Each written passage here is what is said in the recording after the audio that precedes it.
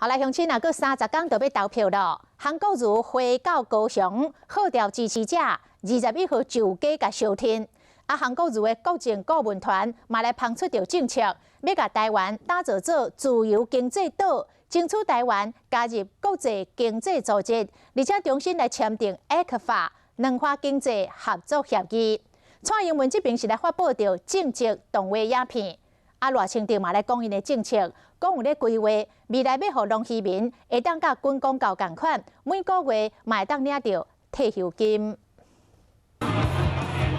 国民党总统候选人韩国瑜当来到高雄，捧出市政成绩单，动员支持者21上街游行收听。另外一头，国际顾问团捧出政策牛肉，要将台湾打造做自由经济岛。积极的申请加入 CPTPP 跟 RCEP。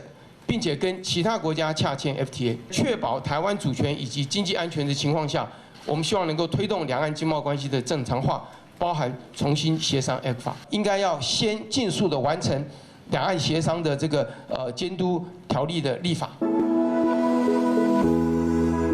另外，蔡总统虽然几天无公开行程，搁伫咧面册有上新的动画列出14项的政绩，强调照顾各行各业。赖清德嘛，等来到故乡万里，争取农渔民支持。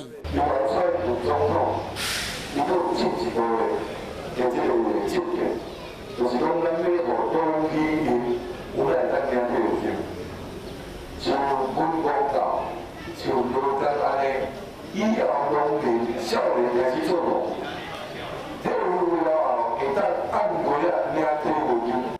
投票日剩无到1个月啊，哪里定赢，拢咧拼政见，把握最后关头全力拼落去。